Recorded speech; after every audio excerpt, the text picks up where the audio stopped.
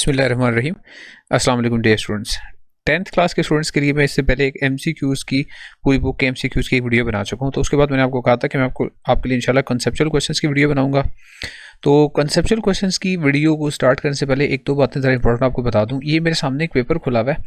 ये है model question paper जो फेडरल बोर्ड की वेबसाइट पर है। इसमें दिखाना क्या था कि आपने जो शॉर्ट क्वेश्चन आता है, चाहे वो कंसेप्चुअल है या कोई भी शॉर्ट क्वेश्चन है, तो उसको अटेम्प्ट कैसे करना है। देखिए, हर क्वेश्चन के आंसर में जो पेपर चेकर है, जो फेडरल बोर्ड है, वो देखना चाहता है कुछ इंपॉर्टेंट वर्ड्स को। उनको बोलते हैं कीवर्ड्स। जैसे फॉर एग्जांपल ये आपके सामने क्वेश्चन है, differentiate between transverse and longitudinal waves. ये बड़ा आसान सा एक क्वेश्चन है और आप आसानी से ट्रांसवर्स और लॉन्गिट्यूडनल वेव्स का डिफरेंस लिख सकते हैं। लेकिन इसमें इंपॉर्टेंट आपने लिखना क्या है, कौन से इंपॉर्टेंट पॉइंट्स लिखने हैं। तो देखिए, पार्टिकल्स वाइब्रेट करते हैं। अब पार्टिकल्स की जो वाइब्रेशन है वो कैसी होती है, बैक एंड फोर्थ होती है, पैरेलल होती है along the direction of propagation of wave. तो ये लॉन्गिट्यूडनल वेव्स होती हैं।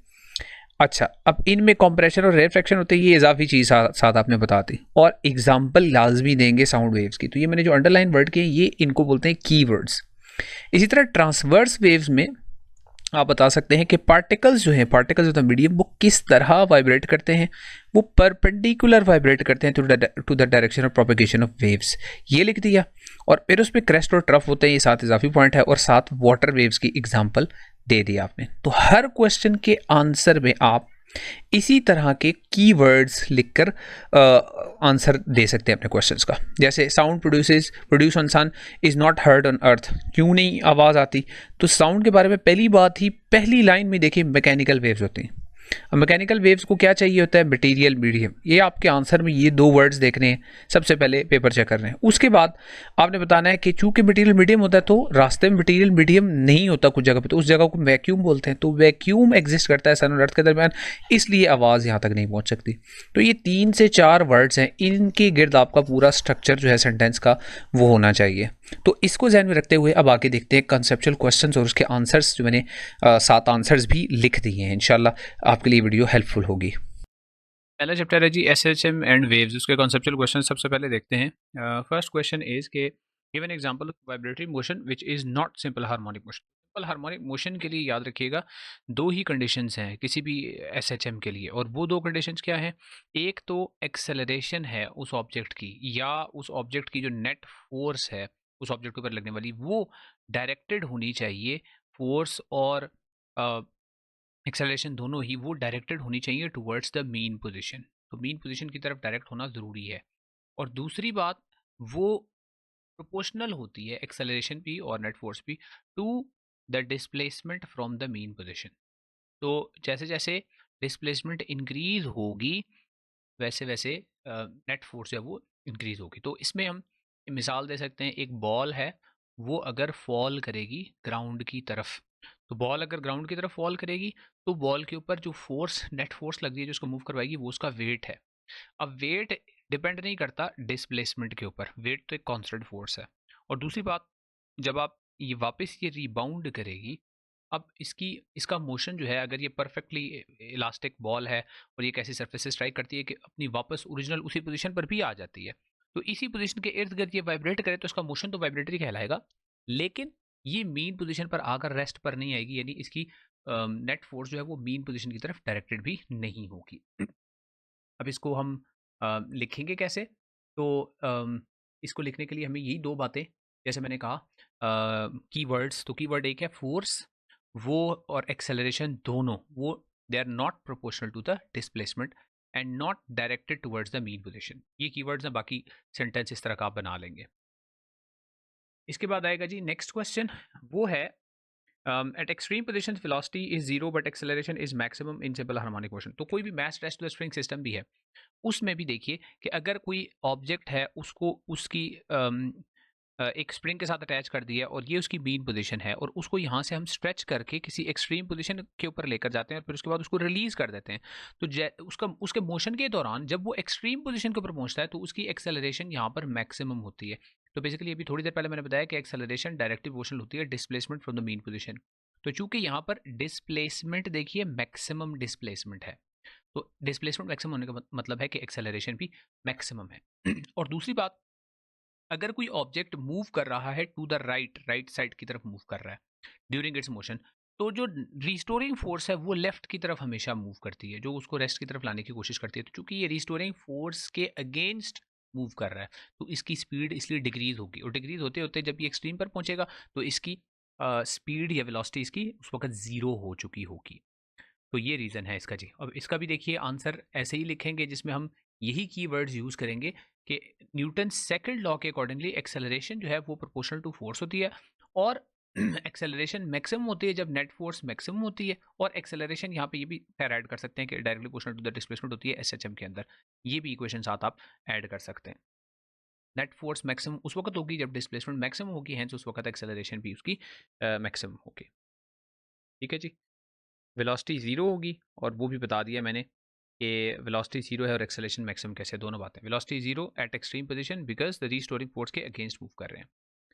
नेक्स्ट है जी नंबर 3 है, एंड नंबर 3 की स्टेटमेंट ये है, what will happen to acceleration of mass spring system if the mass is doubled. तो acceleration of mass spring system में एक्सेलरेशन इन्वर्सली प्रोपोर्शनल होती है मास के, ये न्यूटन के सेकंड लॉ से हमने पढ़ा है। तो अगर आप मास को डबल कर दें, यानी डिनोमिनेटर को आप डबल कर दें, इन्वर्स प्रोपोर्शन का मतलब है एक चीज़ अगर आप ज़्यादा कर दें तो दूसरी चीज़ जो उसके इन्वर्स प्रोपोर्शनल है वो उतनी ही कम हो जाएगी। तो ये अगर मास डबल हो जाए तो एक्सेलरेशन कम होके हाफ रह जाएगी। तो इसको भी अगेन इसी तरह एक्सप्लेन करेंगे, as acceleration is inversely proportional to the mass, so increase in the mass will reduce the acceleration. और अगर मास को डबल कर रहे हैं तो एक्सेलरेशन वन हाफ हो जाएगी न्यूटन सेकंड लॉ की स्टेटमेंट के अकॉर्डिंगली। नेक्स्ट है जी नंबर 4। अच्छा जी, नंबर 4 क्या है? नंबर 4 ये है कि a simple pendulum has a time period t, what will happen to its time period if the thread's length is shortened to 1/2। तो अब ये देखिए, ये आपको ये आ सकता है लेंथ को हाफ कर दें, लेंथ को डबल कर दें, या mass attach to the spring system में मैस को हाफ कर दें, डबल कर दें। एक ही तरीका है, आपने पहले ओरिजिनल इक्वेशन लिखनी है, t इक्वल्स टू 2π√L/g। अब आपने इसमें ये कहना है कि नई लेंथ को मैं L1 या L डैश कह देता हूँ। वो L डैश जो है वो चूंकि वो शॉर्टन होके हाफ हो गई है तो पुरानी वाली लेंथ का वो हाफ हो गई है, तो अब टाइम पीरियड भी पहले वाला नहीं रहेगा, वो टी डैश हो जाएगा। तो टी डैश के लिए आप क्या लिखेंगे, 2π√L/g। अब यहाँ पे आपने ये L प्राइम L डैश की वैल्यू पुट करनी है L/2, ये हो जाएगा 2π√L/2 इंटू जी। ये नया टाइम पीरियड आ गया। तो अब इसमें से ये वाला जो 2 है ये इजाफी है, ये बाहर निकाल लेते हैं रूट से बाहर, तो ये हो जाएगा टी डैश इक्वल्स टू 1/√2, और अंदर जो बचेगा वो होगा 2π/L/g, जो कि पुराना वाला टाइम पीरियड है। इसका मतलब है कि जो नया टाइम पीरियड है वो पुराने वाले टाइम पीरियड के मुकाबले में कम हो जाएगा, √2 टाइम्स कम हो जाएगा। ठीक है, डिक्रीज बाय 0.707, या 1/√2 टाइम्स हो जाएगा। नंबर 5 में है जी, a simple pendulum has time period of 4 seconds. What will be its time? Will its time period remain the same or will it change if the steel bob is placed with the football? तो t equals to 2π/L/g अभी हमने formula देखा, तो इसमें कहीं पे भी मास का या डेंसिटी का जिक्र नहीं है। तो इसका मतलब है टाइम पीरियड जो है वो सिर्फ लेंथ पे और ग्रेविटी पे डिपेंड कर रहा है। तो मास के चेंज होने से या डेंसिटी के चेंज होने से इसको कुछ भी नहीं होगा। तो इट इज़ इंडिपेंडेंट, ये वर्ड लाजमी लिखना है, इंडिपेंडेंट किससे, मास या डेंसिटी, और फॉर्मूला आपने साथ लिख देना है। नंबर 6 क्या है? नंबर 6 है जी,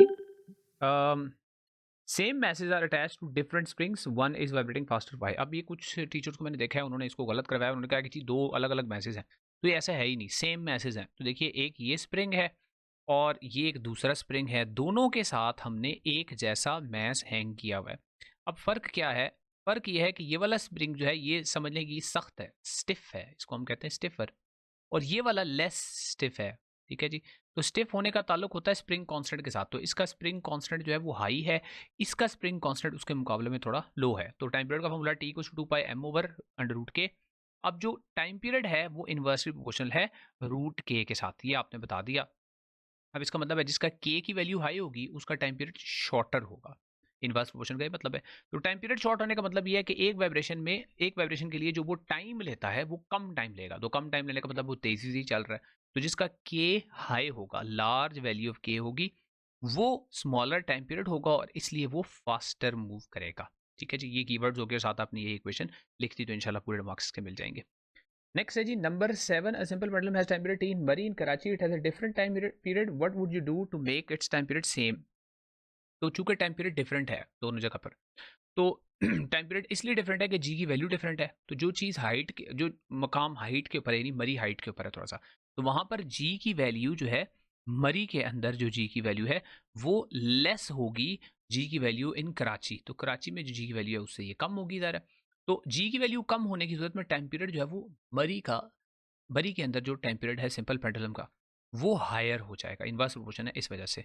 टाइम पीरियड इन कराची से मरी का टाइम पीरियड हाई हो जाएगा। अब दोबारा दोनों के टाइम पीरियड्स को बराबर करना है, तो इसका मतलब है कराची वाला जो कम है उसको थोड़ा ज़्यादा करके मरी वाले के बराबर लें। तो कराची का जो टाइम पीरियड है उसको ज़्यादा करने के लिए क्या करें, time period directly proportional square root of length के। तो अगर आपने टाइम पीरियड को बढ़ाना है तो दूसरा वेरिएबल आपके पास लेंथ वाला मौजूद है, तो आप लेंथ को इंक्रीज कर दें। कितना ये नहीं बताया हुआ, तो आप ये लिख दें कि लेंथ को इंक्रीज करने से length of the pendulum in Karachi will have to be increased, ताकि दोनों टाइम पीरियड्स बराबर हो जाएं। ये हो गया जी नंबर 7। नंबर 8 है जी, what will happen to the frequency of the waves in ripple time if the time period of electrical vibrator is decreased. अच्छा जी, टाइम पीरियड डिक्रीज होने से क्या होगा, तो देखिए टाइम पीरियड जो होता है ना वो होता है 1/f, यानी वो रेसिप्रोकल होता है फ्रीक्वेंसी का। तो सिंस यहाँ क्वेश्चन में ये कहा गया है कि if the time period of the electrical vibrator is decrease, तो टाइम पीरियड डिक्रीज होने का मतलब है फ्रीक्वेंसी इंक्रीज कर देंगे। वाइब्रेटर की फ्रीक्वेंसी इंक्रीज करेंगे तो वेव्स की फ्रीक्वेंसी भी इंक्रीज हो जाएगी। ठीक है जी, तो frequency of the waves in the ripple tank will increase. What will happen to the wave speed, अब ये आगे बहुत सारे सवालों में आएगा तो याद रख लें। इसका मतलब क्या है कि यहाँ एक जगह से ये ऐसे वेव्स पास होके जा रही हैं, इतनी वेव्स जा रही हैं। फ्रीक्वेंसी ज़्यादा होने का मतलब क्या है कि अब ये वेव्स ज़रा ज़्यादा पास होंगी, उतनी ही जगह से ज़्यादा वेव्स पास होंगी। तो इसका मतलब क्या है, फ्रीक्वेंसी हाई हो गई है यहाँ पर। ठीक है, लेकिन ये देखिए यहाँ से लेकर यहाँ तक ये जो डिस्टेंस है इसको हम वेव लेंथ बोलते हैं। ये वेव लेंथ है, ये वेवलेंथ पहले ज़्यादा थी, अब यहाँ से यहाँ तक ये वेवलेंथ शॉर्ट हो गई है। तो बेसिकली जब आप फ्रीक्वेंसी को हायर करते हैं तो क्या होता है, याद रखना है, वेवलेंथ उतनी ही कम हो जाती है। ठीक है, तो वेवलेंथ कम होगी, फ्रीक्वेंसी उतनी हाई होगी, तो v इक्वल्स टू तो एफ लेमडा होता है। तो फ्रीक्वेंसी जितनी हाई हुई वेवलेंथ उतनी कम होगी, इसका मतलब है v के ऊपर कोई इफेक्ट नहीं पड़ा। नंबर 9 है जी, why do water waves refract at the boundary of shallow water and deep water in refractive index ripple tank experiment। तो देखिए जब भी रिफ्रैक्शन होगी तो उसकी वजह रिफ्रैक्टिव इंडेक्स का डिफरेंस होगा दो मटेरियल्स के दरमियान। रिफ्रैक्टिव इंडेक्स जब डिफरेंट होता है, ये हम लाइट के चैप्टर में भी आगे पढ़ेंगे, जब रिफ्रैक्टिव इंडेक्स एक मटेरियल का हाई होता है दूसरे का लो होता है, इसका मतलब है एक डेंस होता है, ज़्यादा डेंस होता है और एक कम डेंस होता है, तो वहाँ स्पीड ऑफ लाइट जो है वो डिफरेंट हो जाती है। बल्कि हम स्पीड ऑफ रिफ्रैक्टिव इंडेक्स को डिफाइन भी ऐसे करते हैं कि speed of light in air to the speed of light in any medium, ये रिफ्रैक्टिव इंडेक्स होता है। तो स्पीड ऑफ लाइट डिफरेंट हो जाती है। जब स्पीड ऑफ लाइट डिफरेंट होती है तो जो वेव्स हैं वो ट्रैवल करती हुई जब डीप से शैलो वाटर में जाएंगी, डीप से शैलो वाटर में जाते हुए उनकी स्पीड हो जाती है कम, तो v is equal to F lambda होता है। तो अगर उनकी स्पीड कम हो जाएगी, फ्रीक्वेंसी तो सेम रहेगी, वो सोर्स पे डिपेंड करती है, तो स्पीड के कम होने की वजह से वेवलेंथ भी कम हो जाएगी। तो दो चेंजेस आएंगी वेव्स में, एक उनकी स्पीड कम हो जाएगी और दूसरी उनकी वेवलेंथ कम हो जाएगी। तो basically it is due to change in the speed. The speed changes, the wavelength changes. So speed of the wave depend on the depth of the water. तो जहाँ deep water है वहाँ से वो shallow water की तरफ आ रही है, तो इस वजह से ऐसा हो रहा है।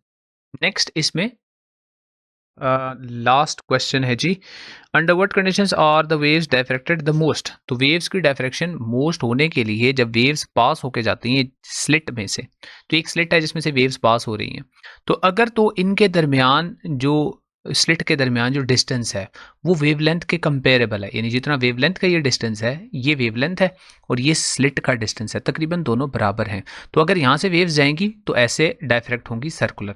लेकिन ऐसा हो अगर कि वेव्स जो हैं वो तो उनके दरमियान तो इतना डिस्टेंस, यानी वेवलेंथ तो उनकी इतनी है, ये वेव्स हैं इनकी इतनी वेवलेंथ है, लेकिन जो स्लिट के दरमियान डिस्टेंस है वो बहुत ज़्यादा हो, अब वेव्स इसमें से गुजरेंगी तो ना होने के बराबर डायफ्रैक्शन होगी। तो इसका मतलब है डायफ्रैक्शन का पैटर्न डिपेंड करता है जो जिस गैप में से वेव्स पास हो रही हैं उसकी नैरोनेस के ऊपर डिपेंड करता है।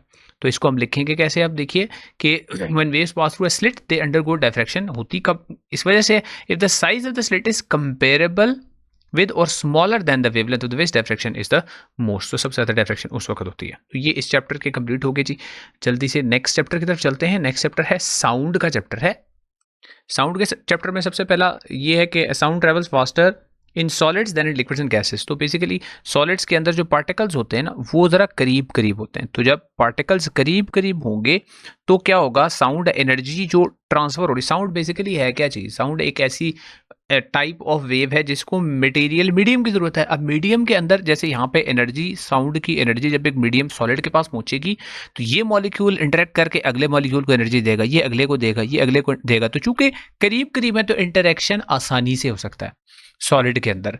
लेकिन अगर आप फॉर एग्जांपल गैस की बात करें तो मॉलिक्यूल्स ही इतने दूर दूर होंगे, तो अगर एनर्जी साउंड की आकर एक मॉलिक्यूल को मिलती है तो इसका इंटरेक्शन दूसरे के साथ ज़रा फासले पर है, इसका इंटरेक्शन अगले के साथ ज़रा फासले पर है, तो इसलिए साउंड एनर्जी ट्रैवल तो हो जाएगी लेकिन उसकी स्पीड सॉलिड के मुकाबले में कम होगी, लिक्विड में भी और गैस में भी। अच्छा जी, साउंड वेव्स और मैकेनिकल वेव्स, और मैकेनिकल वेव्स को मटेरियल मीडियम की ज़रूरत होती है, और वो जो मटेरियल मीडियम है अगर वो सॉलिड है तो मॉलिक्यूल्स की इंटरेक्शन करीब होने की वजह से, पोजीशन उनकी करीब होने की वजह से इंटरेक्शन आसान होता है और स्पीड इसलिए तेज़ होती है।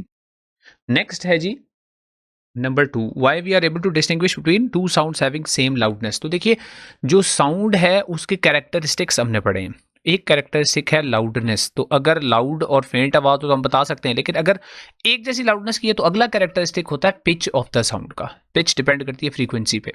जैसे आप क्वेश्चन अक्सर सुनते भी होंगे कि लेडीज़ की या चिल्ड्रन की जो पिच है आवाज़ की वो लो होती है और मैन की हाई होती है और मैन की जो है वो लो होती है। तो आप आसानी से बता सकते हैं कि ये बच्चों की है, ये बड़ों की आवाज़ है, ये मैन की विमेन की पिच की वजह से बता सकते हैं।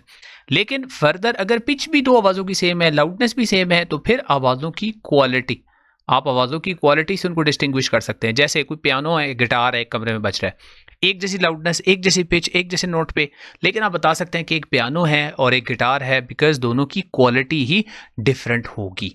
तो लिहाजा इसके लिए हम ये बताएंगे कि लाउडनेस सेम होने के बावजूद दोनों की पिच या फ्रीक्वेंसी डिफरेंट हो सकती है और दोनों की क्वालिटी भी डिफरेंट हो सकती है। तो ये मैंने दोनों बातें यहाँ पे मेंशन कर दी हैं।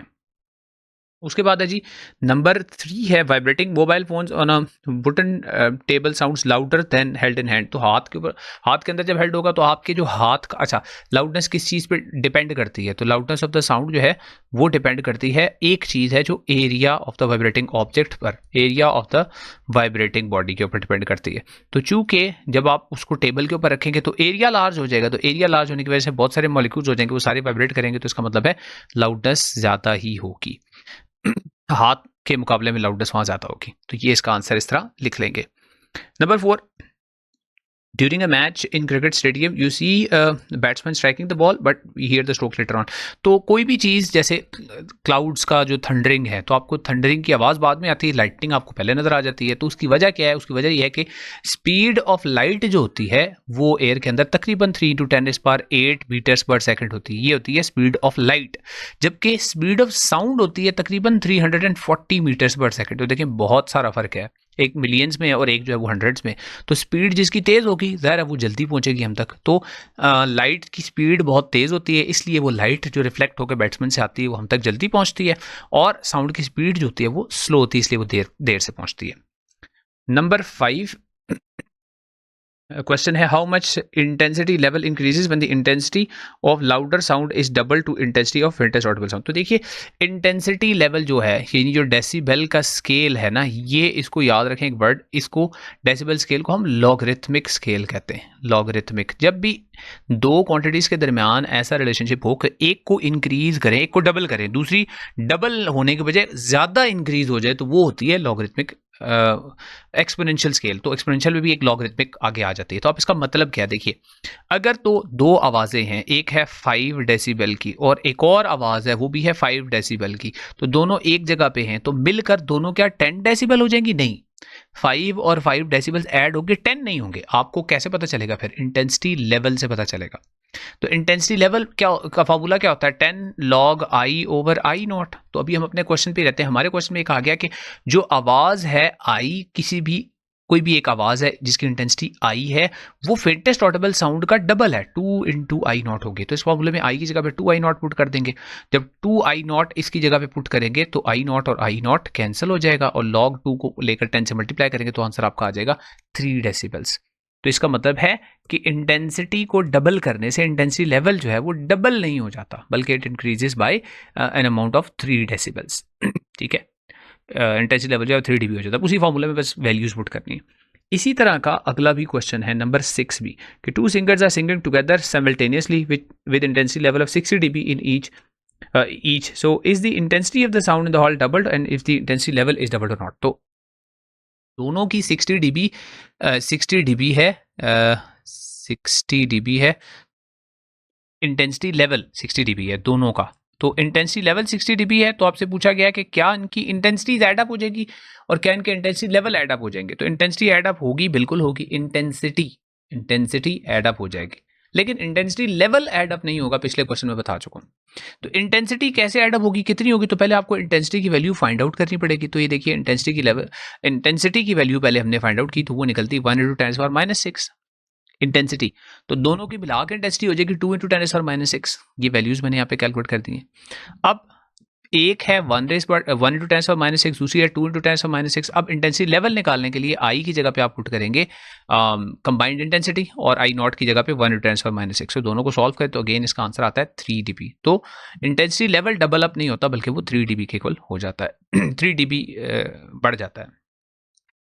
अच्छा जी, अब क्या करेंगे, नेक्स्ट 7 में है, if the pitch of the sound is increase then what is the effect on a few things. के पिच को इंक्रीज करने से क्या होता है, तो पिच याद रखिए प्रोपोर्शनल टू फ्रीक्वेंसी होती है। तो पिच इंक्रीज ही तभी होगी जब फ्रीक्वेंसी इंक्रीज होगी। सवाल तो वैसे ऐसा होना चाहिए कि फ्रीक्वेंसी इंक्रीज होगी तो पिच को क्या फर्क पड़ेगा, लेकिन बहरहाल इसमें भी ऐसे लिखें कि अगर पिच इंक्रीज हुई है तो इसका मतलब है फ्रीक्वेंसी भी इंक्रीज हुई है। दूसरी बात, स्पीड ऑफ द साउंड। तो अभी मैंने थोड़ी देर पहले एक बात आपको बताई थी कि अगर आप आवाज़ की फ्रीक्वेंसी ज़्यादा करेंगे, ये एक आवाज़ थी, पहले एक वेव थी, अब आपने उसकी फ्रीक्वेंसी ज़्यादा करनी है, तो इसका मतलब है यहाँ ज़्यादा वेव्स गुजर रही हैं। लेकिन ऐसा करने से ये वेवलेंथ है, ये पहले ज़्यादा थी, वेवलेंथ भी उतनी ही कम होगी। तो वेवलेंथ उतनी कम होगी जितनी फ्रीक्वेंसी ज़्यादा हुई, तो इसका मतलब है स्पीड पर कोई इफेक्ट नहीं पड़ेगा, speed of the sound remains same. उसके बाद है इंटेंसिटी ऑफ द साउंड। तो इंटेंसिटी भी एम्पलीट्यूड ऑफ द साउंड पर डिपेंड करती है, तो इंटेंसिटी पर भी कोई फर्क नहीं पड़ेगा। लाउडनेस पर भी कोई इफेक्ट नहीं पड़ेगा, क्योंकि लाउडनेस डिपेंड करती है एम्पलीट्यूड के ऊपर, या लाउडनेस डिपेंड करती है एरिया के ऊपर। तो दोनों बातें कांस्टेंट थी। और आखिरी चीज है वेवलेंथ। तो वेवलेंथ अभी इधर बता चुका हूँ, डिक्रीज ही होगी। नेक्स्ट है जी, वाइब्रेटिंग बॉडीज प्रोड्यूस साउंड। तो एक सिंपल पेंडुलम वाइब्रेट करता हुआ साउंड प्रोड्यूस करेगा, तो आपको आवाज़ उसकी क्यों नहीं आती, तो बिल्कुल प्रोड्यूस करेगा, लेकिन हमारे कानों की जो एक हियरिंग रेंज है वो है 20 हर्ट्ज से लेकर 20,000 हर्ट्ज तक। तो अगर इससे बड़ी होगी आवाज़ तब भी हमें नहीं आएगी ज़्यादा फ्रीक्वेंसी वाली, इससे कम फ्रीक्वेंसी वाली भी नहीं आएगी। तो पेंडुलम की जो आवाज़ है उसकी फ्रीक्वेंसी 20 हर्ट्ज से कम है, इंफ्रासोनिक कहते हैं इसको, इसलिए हमारे कान उसको डिटेक्ट नहीं कर सकते, ईयर ड्रम वाइब्रेट नहीं करता इतना slow. Two students are talking in the corridor of the school, you can hear them. अच्छा, आप दो लोग हैं, वो बात कर रहे हैं, आप कमरे के अंदर हैं, कॉरिडोर में बात कर रहे हैं, आपको आवाज़ आ रही है, लेकिन आपको वो दिखाई नहीं दे रहे। तो आवाज़ आने का मतलब है आवाज़ आप तक पहुंची है वेव्स की सूरत में। तो आवाज़, साउंड की जो वेव्स होती है उनकी वेव लेंथ ज़रा लॉन्गर होती है, ठीक है। लाइट की जो वेव्स होती हैं उनकी वेव लेंथ ज़रा शॉर्टर होती है। एम्पलीट्यूड की बात नहीं कर रहा, वेव लेंथ की बात कर रहा हूँ। तो जो शॉर्टर वेव लेंथ वाली हैं वो डायफ्रैक्ट इतनी नहीं होती कॉर्नर्स से, जितनी अच्छी लॉन्गर वेवलेंथ्स वाली होती हैं। तो इस वजह से आप तक वो आवाज़ पहुंच जाएगी, बिकॉज डायफ्रैक्ट होकर आप तक वो पहुंचती हैं साउंड की वेव्स, और लाइट की वेव्स डायफ्रैक्ट होकर आप तक नहीं पहुंच सकती। उसके बाद नंबर 10 है जी, how do curtains help to reduce loudness of the sound. तो कर्टन्स क्या करते हैं, आवाज़ को एब्जॉर्ब कर लेते हैं। तो जो भी अच्छा एब्जॉर्बर होगा वो शोर या आवाज़ को एब्जॉर्ब करने की सलाहियत रखता है। तो सॉफ्ट मटेरियल जो है वो हार्ड मटेरियल से बेटर होते हैं, क्योंकि हार्ड मटेरियल से रिफ्लेक्ट करवाते हैं और ये एब्जॉर्ब करवाते हैं। अगला भी बिल्कुल इसी जैसा ही है कि आप कैसे कम कर सकते हैं इकोइंग लार्ज रूम में। तो इकोइंग होती रिफ्लेक्शन की वजह से, तो आप ऐसी चीज़ें रख लें कमरे के अंदर जिनकी वजह से साउंड एब्जॉर्ब हो, रिफ्लेक्ट ना हो। तो साउंड को एब्जॉर्ब करने के लिए carpeting, stuffing the room with different things और कर्टन्स यूज़ करते हैं। Geometrical optics, पहला क्वेश्चन है, when you look at the front side of a spoon, polished spoon, your image is inverted, and from the back spoon, your image, back side of the spoon, your image is erect. तो याद रखिएगा ये दो mirrors होते हैं, दो किस्म के मिरर्स होते हैं, एक कनकेव और एक कन्वेक्स। जो कनकेव मिरर होता है ये हमेशा एक केस के अलावा इन्वर्टेड इमेज बनाता है, और जो कॉन्वेक्स होता है यहाँ ऑब्जेक्ट को जहाँ मर्जी ले जाए ये डायरेक्ट यानी सीधा इमेज ही बनाता है। तो जिस स्पून की साइड से हम ये कहा गया इमेज इन्वर्टेड बन रहा है वो कनकेव वाली साइड है, और जहाँ से इरेक्ट इमेज बन रहा है वो कन्वेक्स वाली। वैसे भी कनकेव इस तरह को बेंड होता है और कन्वेक्स इस तरफ को बेंड होता है, तो आप स्पून के ऊपर ये देख भी सकते हैं। तो the front side of the polish spoon acts as concave mirror, और फिर वो इमेज जो फॉर्म करता है वो है इन्वर्टेड रियल इमेज, और फिर दूसरा जो है बैक साइड कन्वेक्स मिरर की तरह एक्ट करता है और वो वर्चुअल इमेज और इरेक्ट इमेज बनाता है। Next, which mirror is used by girls for makeup and why? तो यहाँ आगे 2-3 क्वेश्चंस हैं, उनमें आपको मिरर के बेसिकली यूजेस हैं। तो मिरर का यूज़ आपको मेकअप के लिए, शेप के लिए मेल पर्सन्स को चाहिए होता है, तो किस लिए चाहिए होता है कि इमेज थोड़ा-सा बड़ा नज़र आए आपको मिरर के अंदर। तो मैग्नीफाइड इमेज नज़र आए इसलिए, और इरेक्ट सीधा इमेज नज़र आए। तो इरेक्ट और मैग्नीफाइड या तो कॉन्वेक्स मिरर यूज़ कर लें या कॉनकेव मिरर यूज़ करें, लेकिन एक केस में कॉनकेव मिरर भी वर्चुअल और मैग्नीफाइड इमेज बनाता है। वो ये है कि अगर ये फोकल लेंथ है, यहाँ से यहाँ तक ये फोकस पॉइंट है, सॉरी फोकस पॉइंट, और ये है पोल, तो फोकल लेंथ है फोकस पॉइंट से पोल के दरमियान का डिस्टेंस, ये फोकल लेंथ होती है। अगर आप इस फोकल लेंथ से आगे किसी भी जगह पे ऑब्जेक्ट रखेंगे, यहाँ पे रखें, यहाँ पे रखें, किसी भी जगह पे रखें, तो इमेज कैसा बनेगा? इमेज विजुअल बनेगा, इमेज मैग्नीफाइड बनेगा। तो इस ऑब्जेक्ट का इमेज यहाँ पर कहीं पे बनेगा और विजुअल और मैग्नीफाइड इमेज बनेगा। तो if the object is placed या if a person stands between the pole and the principal focus, या फोकल लेंथ से कम फासले के ऊपर होगा, तो इमेज जो है वो मैग्नीफाइड बन जाएगा। तो ये इसका आंसर भी बता दिया। Next is number 3, large convex mirrors are fixed at blind turns on the mountains. तो ब्लाइंड टर्न्स ऑन माउंटेन्स पे आपको दूसरी साइड पे जो आने वाली चीज़ है उसका, ताकि इमेज नज़र आ जाए, और इमेज कैसा नज़र आना चाहिए कि इमेज आपको हमेशा इरेक्ट नज़र आना चाहिए। तो इरेक्ट के लिए आपने क्या करना है, कॉनकेव नहीं लगाना, कॉनकेव इन्वर्टेड इमेज प्रोड्यूस करेगा। तो इसलिए कॉन्वेक्स, ताकि आपको दूसरी तरफ से आने वाली जो चीज़ है, जो गाड़ियाँ हैं, उसका इमेज नज़र आए, और दूसरा आपका व्यू इंक्रीज हो जाता है when you are using convex mirror. तो दूसरी साइड से आने वाले व्हीकल्स जो हैं उनको आप देख सकते हैं और हेंस एक्सीडेंट से प्रिवेंट हो सकते हैं। तो इमेज की क्वालिटीज़ दिखते नहीं है कि कैसा इमेज है। नेक्स्ट है उसके बाद number 4, which mirrors are used for rear view of vehicles. तो व्हीकल्स का जो रियर व्यू है, वहाँ होनी चाहिए ऐसी ऐसा मिरर होना चाहिए कि आपको कार्स जो हैं वो आसानी से नज़र आ जाए। उससे आपका व्यू इतना हो कि बैक साइड से आने वाली 2-3 कार्स को आप आसानी से देख सकें। तो अगर आप ऐसा मिरर यूज़ करेंगे जो मैग्नीफाई करता है इमेज को, तो आपको तो एक ही कार बड़ी-सी मैग्नीफाई होके नज़र आएगी, बल्कि वो भी पूरी नज़र नहीं आएगी। तो ऐसा मिरर चाहिए कि आपको एक से ज़्यादा कार्स दिखा सके, तो आपका जो फील्ड ऑफ व्यू है वो इंक्रीज़ हो जाएगा इस तरह। सो इमेज वर्चुअल और find it is form behind the mirror, ये साथ मेंशन करना ज़रूरी है। नेक्स्ट है जी नंबर 5। नंबर 5 है, if a person is walking in a pool, why does the legs appear to be shorter? अच्छा, कोई भी चीज़ है जो पानी में जब जाती है, तो चूंकि पानी में जाने से मीडियम चेंज हो जाता है। मीडियम चेंज होने का मतलब है कि लाइट ने बेंड होना है, लाइट की स्पीड चेंज होती है, रिफ्रैक्शन होती है। बेंडिंग ऑफ द लाइट की वजह से हमेशा जो रियल डेप्थ है वो ज़्यादा होती है और एपरेंट डेप्थ उसके मुकाबले में कम नजर आती है। तो आप उसका मेंशन कर देंगे, ये रिफ्रैक्शन ऑफ लाइट की वजह से होता है। अब पहली लाइन में ही देख लीजिए, हमने कीवर्ड लिख दिया, रिफ्लेक्शन ऑफ लाइट होता है। और दूसरा आपने ये बताना है कि रे ऑफ लाइट कहाँ से कहाँ जा रही है, वाटर से जा रही है एयर की तरफ, away from the normal bend हो रही है, और लेग्स जो है वो रेज्ड अप होती हैं, शॉर्ट होती है। तो ये उनकी एपरेंट लेंथ है, रियल लेंथ ज़्यादा होती है लेग्स की। तो देख लीजिए, इसमें स्नेल्स लॉ भी आप लिख सकते हैं। ठीक है जी, ओके। नेक्स्ट देखते हैं जी नंबर 6 जल्दी से। Why do diamond sparkle brightly? तो डायमंड्स की जो स्पार्कलिंग है वो इस वजह से कि लाइट जो डायमंड्स के अंदर एंटर हो जाती है वो multiple times total internal reflection होती है लाइट की। जो डायमंड के अंदर लाइट है वो बाहर एस्केप होने की जब कोशिश करती है, तो वो multiple times totally internally reflect होती है, यानी डायमंड की सरफेस से वापस वो बाहर नहीं आ सकती लाइट। तो यहाँ से एक लाइट की रे है, वो जो बाहर जाना चाहती है इधर पहुँचती है, फिर से रिफ्लेक्ट हो जाती है, इधर से लाइट आती है, फिर से इधर रिफ्लेक्ट हो जाती है। तो जितनी रेज ऑफ लाइट है बार बार रिफ्लेक्ट होती है, तो लाइट रिफ्लेक्ट होती हुई नजर आएगी आपको, तो लाइट ज़रा वो चमकती हुई आपको मिलेगी। तो it is due to total internal reflection, और वो टोटल इंटरनल रिफ्लेक्शन भी एक दफ़ा नहीं होती, मल्टीपल टाइम्स होती है। इसलिए होती है कि जो रिफ्रैक्टिव इंडेक्स होता है वो डायमंड का बहुत हाई होता है। तो जहाँ रिफ्रैक्टिव इंडेक्स का डिफरेंस ज़्यादा होता है वहाँ रिफ्रैक्शन ज़्यादा प्रोमिनेंट होती है। ठीक है जी, इसमें भी इंपॉर्टेंट पॉइंट्स हमने लिख लिए।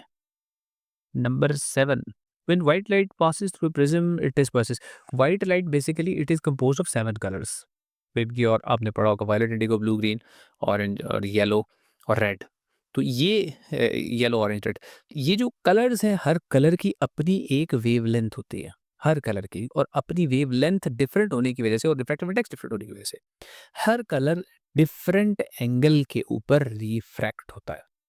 तो व्हाइट लाइट में 7 कलर्स हैं, सारे 7 के 7 कलर रिफ्रैक्ट कब होंगे? जब आगे कोई मीडियम मिलेगा उनको डेंसर। तो जब वो एयर से एंटर होंगे प्रिज्म के अंदर, जैसे यहाँ पर देखिए व्हाइट लाइट तो व्हाइट आई है, लेकिन इस व्हाइट लाइट के अंदर भी 7 कलर्स है। जब वो 7 के 7 कलर्स बाउंड्री पे पहुँचते हैं, तो हर कलर रिफ्रैक्ट ज़रा डिफरेंटली होता है।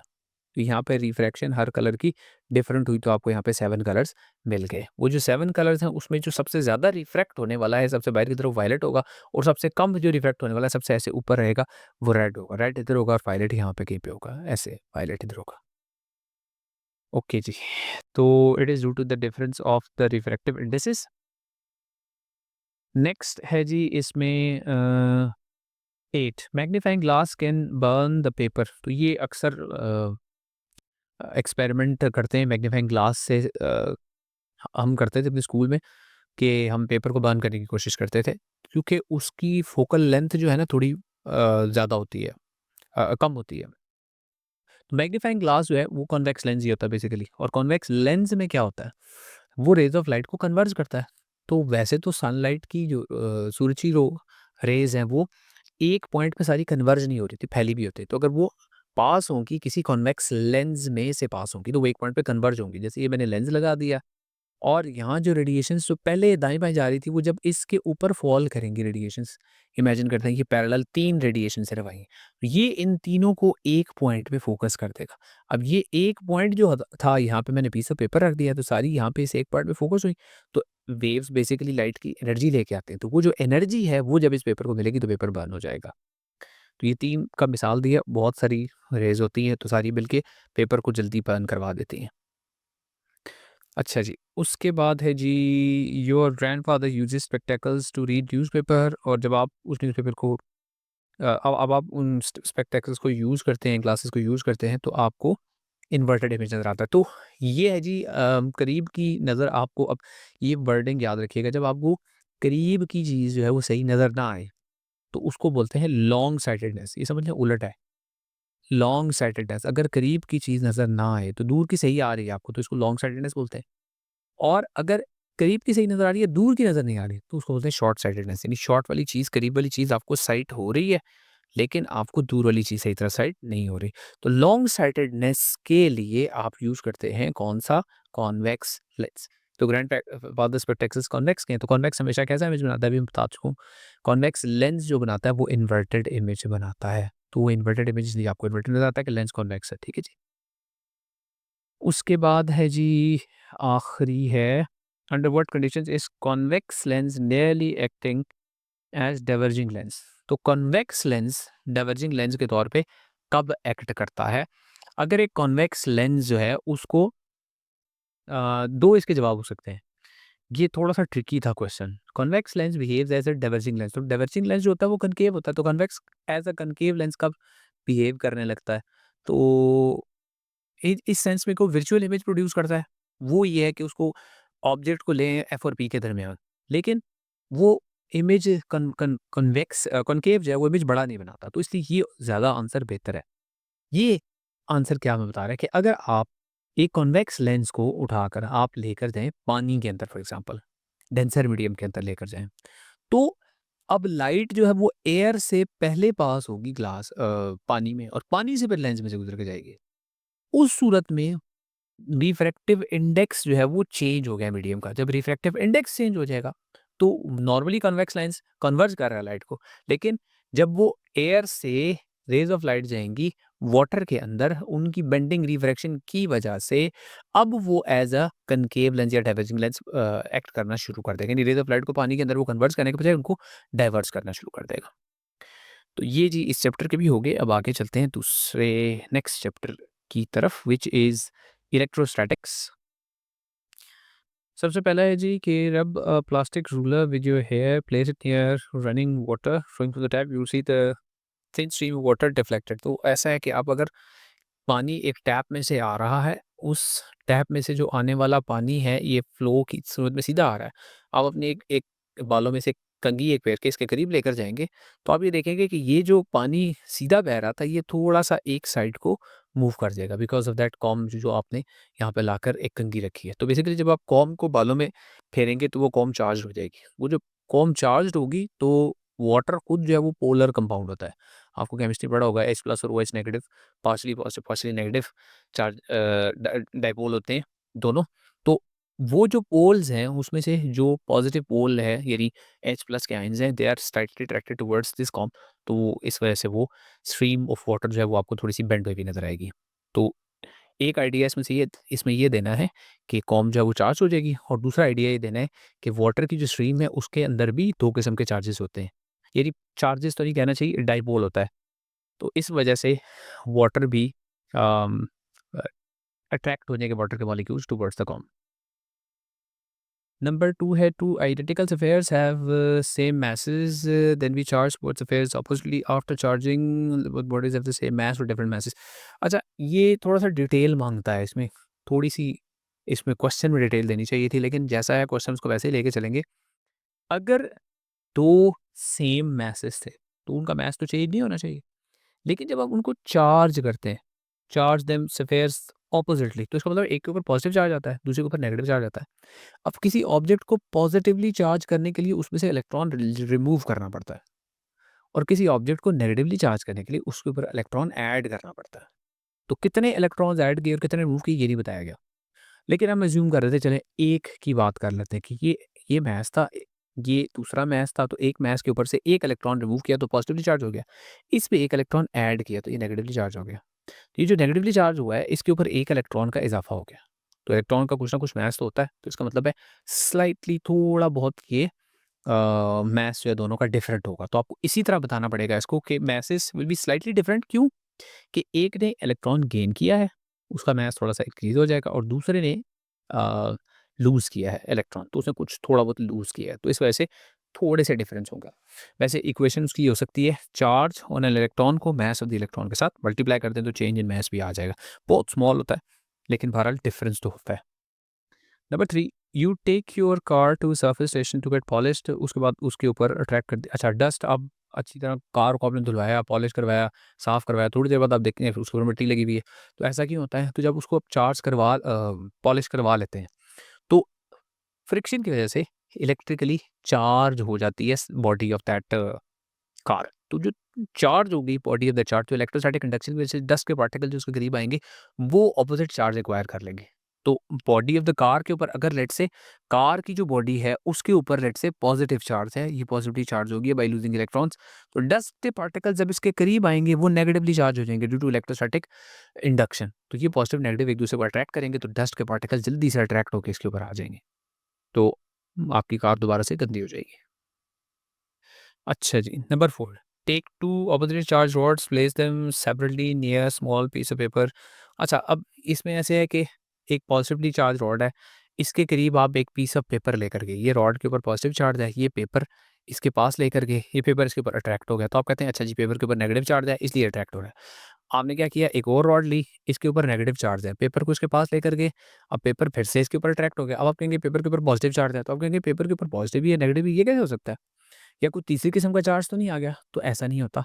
असल में जब आप पेपर को लेकर जा रहे हैं तो पेपर था न्यूट्रल, लेकिन इलेक्ट्रोस्टैटिक इंडक्शन की वजह से हमेशा जो ऑब्जेक्ट आप करीब लेकर जा रहे हैं उस पे ऑपोजिट चार्ज आता है। तो पॉजिटिवली चार्ज ऑब्जेक्ट के करीब जब पेपर जाएगा तो पेपर पे इंडक्शन की वजह से पेपर की एक साइड पे नेगेटिव चार्ज हो जाएगा और पेपर की दूसरी साइड पे पॉजिटिव चार्ज हो जाएगा। ये इलेक्ट्रोस्टैटिक इंडक्शन की वजह से होता है। और जब यहाँ पेपर आप लेकर गए तो फिर क्या हुआ, पेपर की जो सामने वाली साइड है, जो रॉड की तरफ वाली साइड है वो पॉजिटिवली चार्ज होगी और जो दूसरी साइड है वो नेगेटिवली चार्ज होगी। इस वजह से पेपर अट्रैक्ट दोनों सूरतों में होगा। तो इलेक्ट्रोस्टैटिक इंडक्शन इसकी वजह है, कोई तीसरी किस्म का चार्ज नहीं होता। तो इसका डिटेल में आंसर यहाँ पे है, इसको आप पढ़ लेंगे।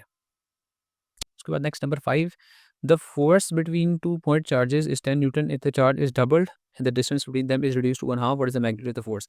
तो ये न्यूमेरिकल है एक किस्म का कि फोर्स आपको पता है तो कूलम्स लॉ लगा दें कि Q1 Q2 over R square. तो इनिशियली फोर्स जो है वो 10 न्यूटन है, उसके बाद उसको डबल कर दिया, डिस्टेंस को हाफ कर दिया, दोनों वैल्यूज़ को पुट किया, तो इसका F2 का आंसर आ रहा है 160 Newton.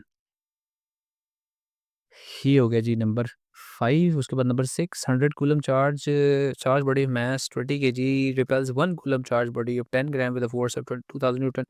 Will the smaller charge body force, अच्छा इसका ये है कि दोनों एक जैसी फोर्स लगाते हैं। जैसे अर्थ हमारे ऊपर फोर्स लगाती है तो हम वापस अर्थ पे भी लगाते हैं, जितनी अर्थ हम पे फोर्स लगाती है ना उतनी हम अर्थ पे भी लगाते हैं। तो न्यूटन्स थर्ड लॉ का रेफरेंस यहाँ पे देना है कि every action has an equal and opposite reaction. तो मैथ जैसा भी हो दोनों एक जैसी फोर्स ही लगाएंगे। नेक्स्ट है जी नंबर 7 है, why is it dangerous for construction workers to hold a long steel pole. तो स्टील पोल जो होगा, अगर वो कंस्ट्रक्शन वर्कर किसी बिल्डिंग के टॉप पे काम कर रहे हैं तो बिल्डिंग के टॉप पे बिजली गिरने का सबसे ज़्यादा चांस होता है। कंडक्टिंग पाथ जैसे ही वो नज़र आता है करंट को, जो क्लाउड के अंदर चार्ज होता है, अगर उसको कंडक्टिंग पाथ ग्राउंड के ऊपर नजर आए, यानी ये क्लाउड्स हैं, इन क्लाउड्स में चार्ज एक्यूमुलेशन बहुत ज़्यादा हुई हुई है, नेगेटिव चार्ज। यहाँ नीचे नेगेटिव चार्ज बहुत ज़्यादा एक्यूमुलेट हुआ है। अब यहाँ नीचे ज़मीन है, ग्राउंड है, तो ग्राउंड पे इसने ट्रांसफर होना है, लेकिन रास्ते में अगर उसको आसानी होगी कि बिल्डिंग पे चढ़ा हुआ है कोई बंदा और उसने ये रॉड हाथ में रखा हुआ है, ये कंडक्टिंग रॉड है, तो ये इलेक्ट्रोस्टैटिक चार्ज है, तो यहाँ से फ़ौरन ये मॉलिक्यूल्स, यहाँ पे एयर के मॉलिक्यूल्स को वाटर के मॉलिक्यूल्स मिलेंगे एयर के अंदर, यहाँ से कंडक्ट होकर इस पाइप तक जाएगा और पाइप से उस बंदे के हाथ में और हाथ से ग्राउंड में चला जाएगा। तो उस बंदे को बहुत जल्दी जो है वो ये आसमानी बिजली उसके ऊपर गिर जाएगी। तो इसलिए ऐसा उनको नहीं करना चाहिए। तो थंडरस्टॉर्म में स्टील पोल जो है it acts as a conductor important बात, और फिर ये लाइटनिंग को अट्रैक्ट कर लेगा अपनी तरफ। ये हो गया जी नंबर 7। नेक्स्ट नंबर 8 है, according to equation of capacitance of capacitor it is numerically equal to the charge. तो अच्छा, कैपेसिटेंस है C equals to Q over V, तो ये कह रहे हैं कि अगर C equals to Q over V है तो क्या इसकी कैपेसिटेंस क्यू और वी पर डिपेंड करती है या नहीं? सीधा सा जवाब सवाल ये है। तो C equals to Q over V तो है, लेकिन यहाँ जो वेरिएबल्स हैं इसके ऊपर डिपेंड नहीं करती कैपेसिटेंस। कैपेसिटेंस किस पे डिपेंड करती है?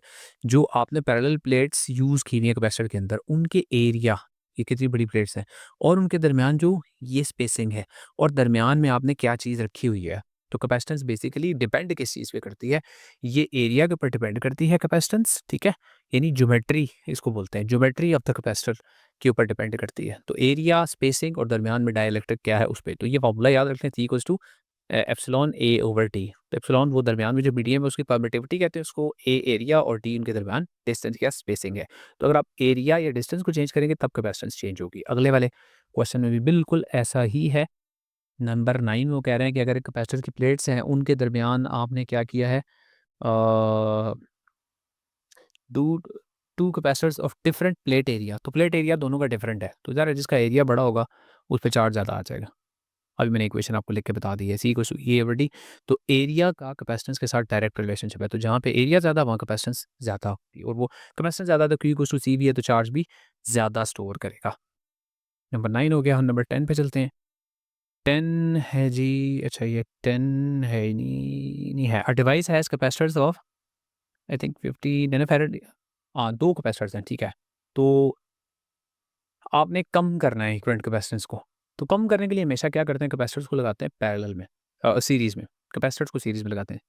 तो कैपेसिटर्स को अगर सीरीज़ में लगाएँगे तो आप कैपेसिटेंस, ओवरऑल कैपेसिटेंस को कम कर सकते हैं। तो दूसरा कितना कैपेसिटेंस आप सीरीज़ में लगाएँ कि एक कैपेसिटर की कैपेसिटेंस यानी इक्विवेलेंट कैपेसिटेंस वो कम हो जाए। तो पहले कैपेसिटर की कैपेसिटेंस 250 नैनोफैरड, आप टोटल कैपेसिटेंस को 50 नैनोफैरड लाना चाहते हैं। तो जो टोटल है ये इक्विवेलेंट है उसकी जगह पे 50 पुट करें और C1 की जगह पे 250 पुट करें, इसको कैलकुलेटर पे सॉल्व करें तो C2 आपके पास आ जाएगा 62.5 नैनोफैरड। यानी अगर 62.5 का एक कैपेसिटर, ये पहले से एक कैपेसिटर ये लगा हुआ है, इसकी है 250 नैनोफैरड कैपेसिटेंस। आप इसकी कैपेसिटेंस को या ओवरऑल कैपेसिटेंस को कम करना चाहते हैं तो इसके साथ सीरीज में एक और कैपेसिटर लगाते हैं। इस एक और कैपेसिटेंस की कैपेसिटेंस आई है 62.5 नैनोफैरड। कैसे आई है, मुझे कैसे पता चला है कि मैंने इसको अननोन कंसिडर किया है और जो मुझे चाहिए ओवरऑल वो मैंने यहाँ से 50 क्वेश्चन से उठाई है और इधर पुट की है, and then I have the C2। ये हो गया जी नंबर 10 भी कंप्लीट। तो आई थिंक इस वीडियो में यहाँ तक रहते हैं और इसके बाद नेक्स्ट वीडियो में इंशाल्लाह बाकी के जो चैप्टर्स हैं कॉन्सेप्चुअल्स क्वेश्चंस उनके वो करते हैं। और अगर आपने इससे पहले MCQs 10th क्लास के जो इस बुक के हैं वो नहीं देखे हुए तो ये सामने आपके स्क्रीन पे वीडियो आ रही है, तो इस वीडियो में आप वो सारे MCQs एक ही वीडियो में 35 मिनट्स के अंदर अंदर देख सकते हैं एक्सप्लेनेशन के साथ। तो इंशाल्लाह आपके लिए हेल्पफुल होगी। See you in some other video इंशाल्लाह।